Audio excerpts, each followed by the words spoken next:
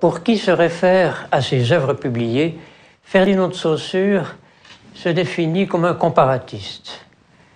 En linguistique, une forme de comparaison tend à la reconnaissance de traits communs, soit à la totalité des idiomes du monde, soit à un ensemble plus restreint de langues. Comme cette procédure comparative conduit à la reconnaissance de types linguistiques, on parle de comparaison typologique. Mais il y a une autre forme de comparaison visant à établir l'existence de relations de parenté entre des langues diverses. C'est ce qu'on appelle la comparaison génétique. Comme cette étude porte essentiellement sur des formes grammaticales, on parle de grammaire comparée. Ferdinand de Saussure figure parmi les représentants les plus éminents de cette grammaire comparée. À l'époque de ses études à Leipzig, de 1876 à 78, la grammaire comparée existe depuis 3/4 de siècle et se trouve en plein essor. Son domaine de prédilection, c'est la famille des langues indo-européennes, champ considérable puisque les différentes variétés de ce groupe se parlent ou se parlaient de l'Inde à l'Islande. En font partie notamment le sanskrit, c'est-à-dire la langue classique de l'Inde, les langues iraniennes, l'arménien, les langues baltiques, slaves, le grec, le latin, les langues germaniques, les langues celtiques, et la liste n'est pas exhaustive. Tous ces parlers présentent des ressemblances à des degrés divers. La démonstration de leur parenté se fonde sur une méthode rigoureuse. Le comparatiste sélectionne dans 2 ou plusieurs langues des unités de même contenu et de formes correspondantes. Correspondant est un terme technique de sens précis. Des formes se correspondent si leur constituant phonique se trouve dans un rapport régulier, c'est-à-dire si les identités et les différences de leur matière phonique se répètent à travers des séries parallèles. Il y a donc une régularité des correspondances, et cette régularité des correspondances découle au fond de la régularité des changements phonétiques. À l'époque de Saussure, l'école allemande de Leipzig porte un intérêt nouveau, précisément au changement phonétique, et met l'accent sur leur régularité. De même que les sciences exactes ont des lois, de même la linguistique aurait ses lois phonétiques.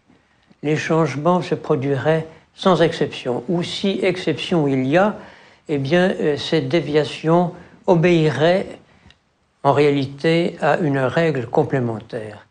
D'ailleurs, un linguiste danois en fait la démonstration à propos du consonantisme germanique. Sur plus d'un point, la nouvelle génération de linguistes se trouve en désaccord avec ses devanciers.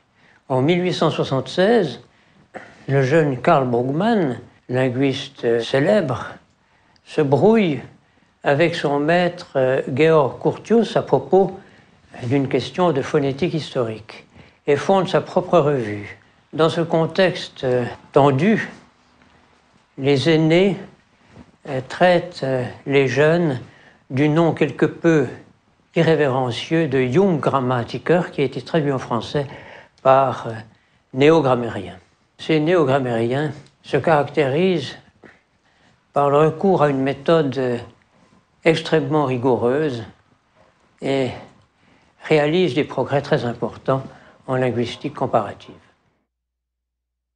Bien avant l'époque de ses études à Leipzig, Saussure s'intéressait à la comparaison et à la reconstruction, comme en témoigne un écrit de son adolescence intitulé « Essai pour réduire les mots du grec, du latin et de l'allemand à un petit nombre de racines ». Ce texte, il le soumet à un ami de la famille, Adolphe Pictet, professeur de littérature comparée et d'esthétique à l'Académie de Genève et par ailleurs indo-européaniste réputé.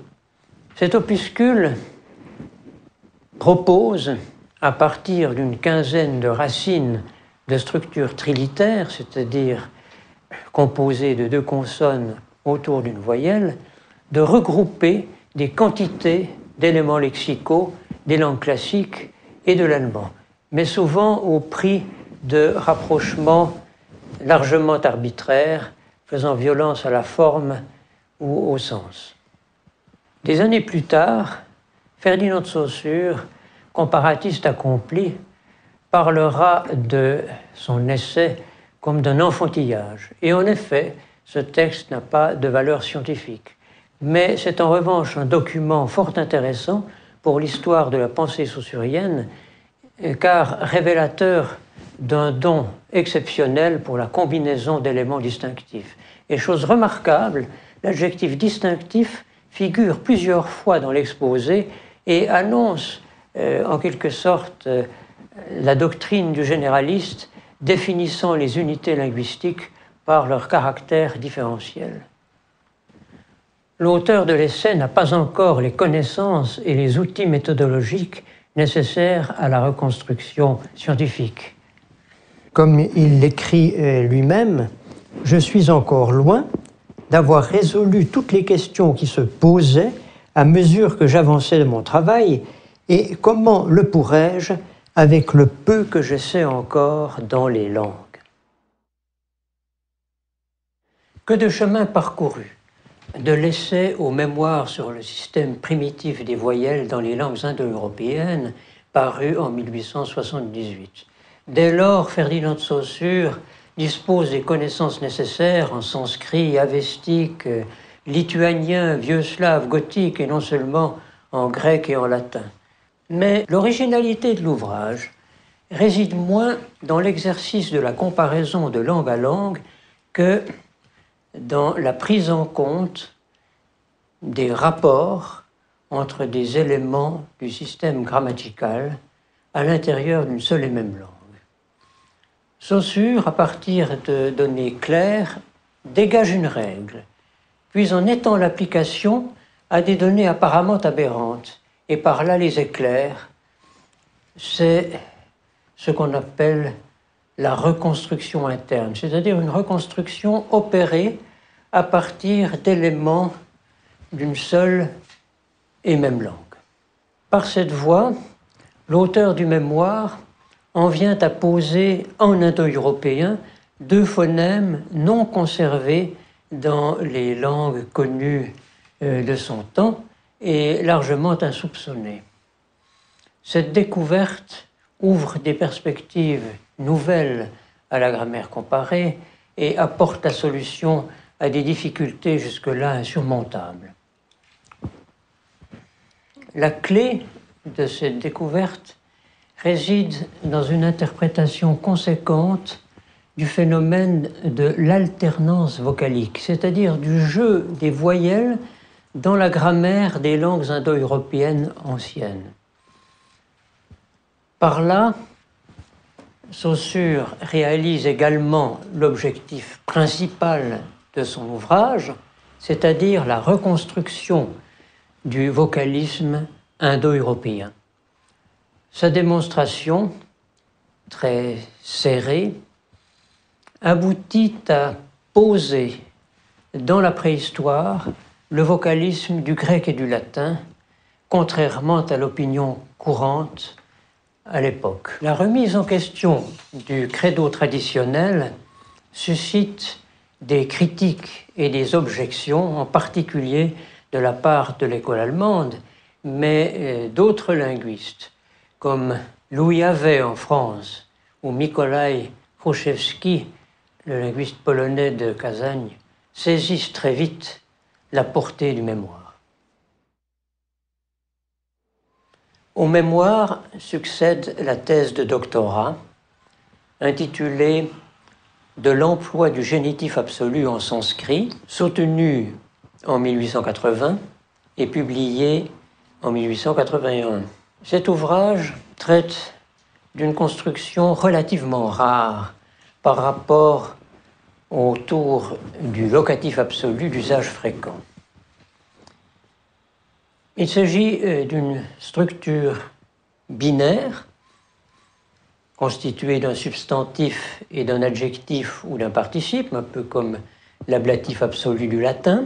Du point de vue fonctionnel, ce génitif absolu joue le rôle d'une proposition subordonnée et ces termes se trouvent dans la relation d'un sujet à un prédicat.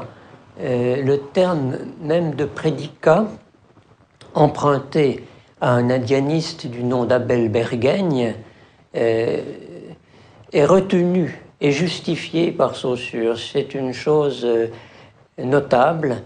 Une fois encore, le choix terminologique témoigne de l'intérêt du savant pour tout ce qui est rapport, tout ce qui est relationnel.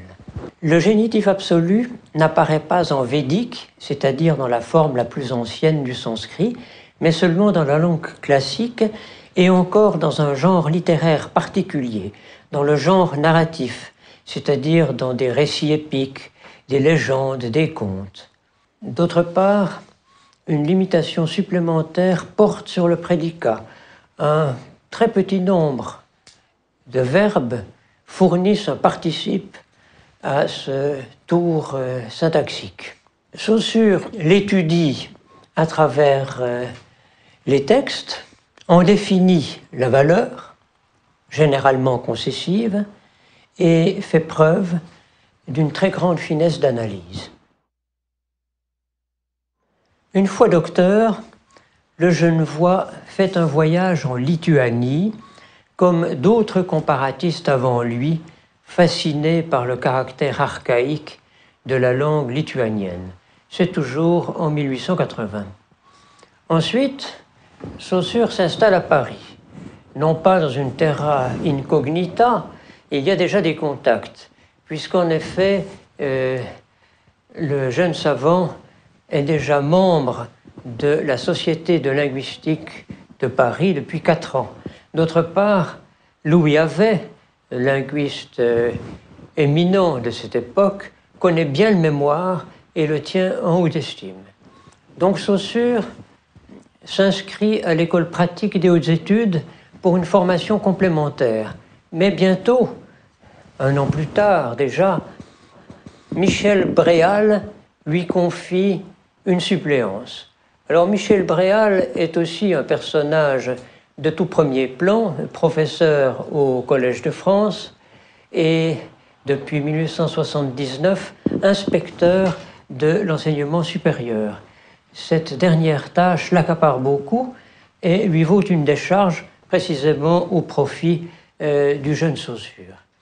Donc Saussure devient maître de conférence et enseigne au début le vieux haut-allemand et le gothique. S'y ajoutera quelques années plus tard le vieux norrois, c'est-à-dire le vieux scandinave, vieil islandais ou vieux norvégien, et aussi le vieil anglais. Plus tard encore, Saussure donne un cours de grammaire comparée du grec et du latin, et même en 1888-89, une introduction au lituanien à la demande de ses étudiants. Au témoignage de ses auditeurs, le maître ne se contente pas d'une présentation et d'une analyse philologique, mais apporte des vues générales, en quelque sorte ses idées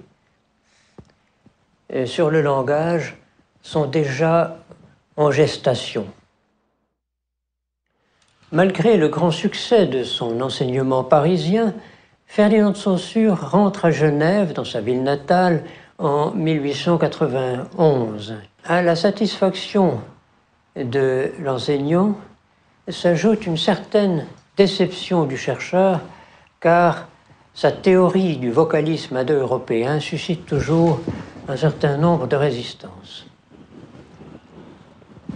En automne de cette année 1891, l'Université de Genève lui confie une chaire d'histoire et comparaison des langues indo-européennes, d'abord avec le statut de professeur extraordinaire, puis de professeur ordinaire à partir de 1896.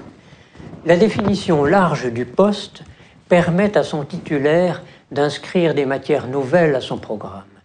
Un cours de sanskrit est donné chaque semestre.